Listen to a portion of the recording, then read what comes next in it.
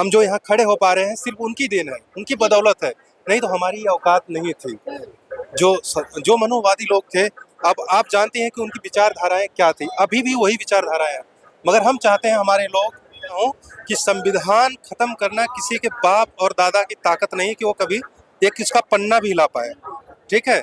और जी ये कहते हैं 400 पार तो कभी हो ही नहीं सकते। तो पता चली राम ने क्या किया, आके सोचा ना समझा, सीधा मतलब उसने कहा कि शूद्र कैसे ज्ञान प्राप्त कर सकता है। मैं राम को इसलिए नहीं मानता कि जय भीम साथियों, मैं सुमन बौद्ध और आप देख रहे हैं एसबी लाइव 85। इस वक्त हम हैं पार्लियामेंट पर। यहाँ पर आप देख सकते हैं जिस तरह से पूरे देश में बाबा साहेब की जयंती बड़े ही हर्षोल्लास के साथ मनाई जा रही है। पार्लियामेंट में पूरे देश से लोग आ रहे हैं बाबा साहेब को नमन करने के लिए और बाबा साहेब को याद करने के लिए। वहीं पे हमारे साथ कुछ लोग हैं। आप देख सकते हैं कि जिस तरह से परम पूज्य बाबा साहेब अपनी उंगली को संसद की तरफ इशारा किया था कि संसद पे तुम्हें राज करना, वही नजारा आपको देखने को मिल रहा है। मैं खास बात बाबा साहब से ही फिलहाल करना चाहूंगी। क्या नाम? मेरा नाम डॉक्टर ए.के. गौतम। क्या कहना चाहेंगे आप बाबा साहेब के ही पूरे देश में हाथ में संविधान और उंगली जो है वो संसद की तरफ इशारा कर? देखिए दरअसल क्या है, हम ये चाहते हैं कि हमारे सारे साथी पढ़ लिख कर अपने मुकाम हासिल करें, जो बाबा साहब का संदेश है उसे आगे तक बढ़ाएं। आज बहुत खुशी और सौभाग्य का दिन है कि जो बाबा साहब डॉक्टर भीमराव अम्बेडकर की वजह से हम जो यहाँ खड़े हो पा रहे हैं सिर्फ उनकी देन है, उनकी बदौलत है, नहीं तो हमारी ये औकात नहीं थी। जो मनोवादी लोग थे, अब आप जानते हैं कि उनकी विचारधाराएं क्या थी, अभी भी वही विचारधाराएं हैं। मगर हम चाहते हैं हमारे लोग जितने भी दलित समाज के SC ST OBC के लोग हैं वो आप पढ़ लिख कर आगे बढ़ें और डॉक्टर बने, इंजीनियर बने, अपनी मुकाम हासिल करें। हमारा यही संदेश है, सब पढ़ें, शिक्षित बनो, संगठित रहो। सर अक्सर देखा जाता है कि जैसे आप बोले हैं कि शिक्षा बहुत ही महत्वपूर्ण है, लेकिन बाबा साहेब को जब शिक्षा हासिल कर लेते हैं, डॉक्टर, इंजीनियर, PCS बन जाते हैं, उसके बाद वो मंदिरों में चले जाते हैं। नहीं, मेरे ख्याल से अगर मेरे जैसा विचार वाला आदमी तो कभी नहीं जाएगा। बाकी भाई जिसकी विचारधारा अलग है वो तो जाएगा ही जाएगा, ठीक है। हमारा तो बस यही संदेश है कि हमारे लोग जितने भी हैं SC ST OBC समुदाय के लोग हैं और भी हमारे समुदाय से बाहर लोगों भी मानने वाले हैं, पूरे वर्ल्ड में बाबा साहब को लोग मानने वाले हैं। इसलिए बाबा साहब की बदौलत मैं पहले CRPF में था, दिल्ली वजीराबाद ट्रेनिंग थी, उसके बाद 3 महीने बाद मेरे को निकाल दिया गया, आँख खराब थी, उसकी वजह से मैंने डॉक्टरी करी, MBBS MD करा, पैथोलॉजिस्ट बना। आज मैं बाबा साहब की देन है कि मैं इस मुकाम पे हूँ।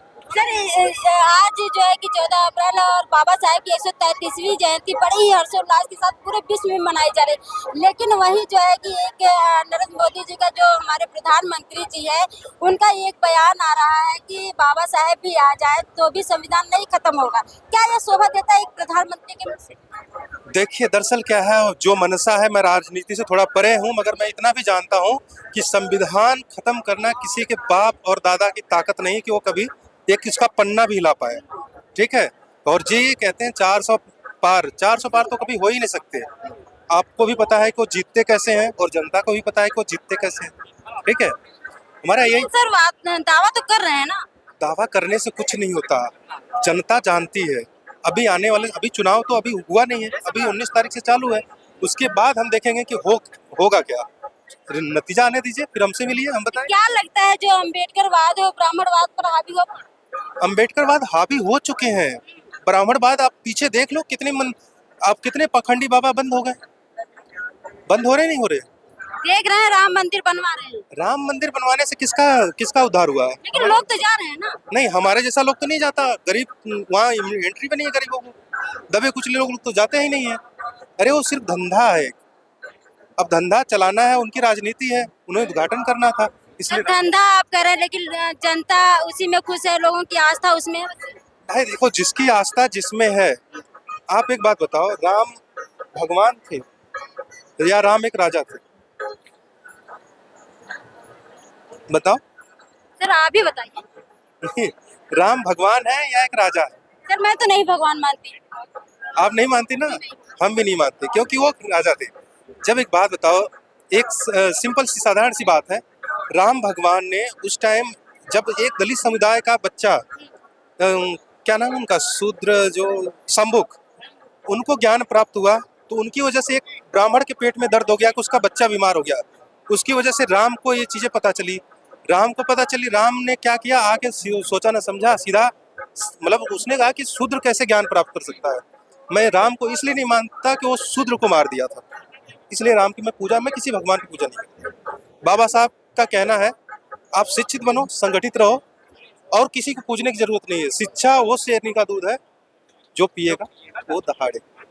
जय। और भी हमारे साथ हैं, क्या नाम है सर? मेरा नाम सुनील है मैम। क्या कहना चाहेंगे अम्बेडकर जी? मैं तो मैम यही कहना चाहूँगा कि जितना से ज़्यादा लोग इस पर्व में शामिल हो, ठीक है, और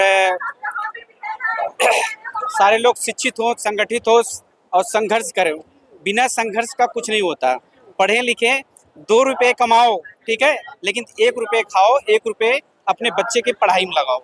बस मैं यही कहना चाहता हूँ, शिक्षित बनो, संगठित तो आप रहो। देख सकते हैं कि जिस तरह से बाबा साहेब कहते थे एक रोटी एक वक्त कम खाओ लेकिन बच्चों को शिक्षा जरूर दो, तो वहीं पर ये सब बातें हुई और जिस तरह से ये लोग अपनी बात को रखे हैं, इन लोगों की बातों से आप कितना सहमत है, क्या सही लगा क्या गलत लगा, कमेंट सेक्शन में देना ना भूलें। मैं आपके साथ सुमन बौद्धेश्वरी।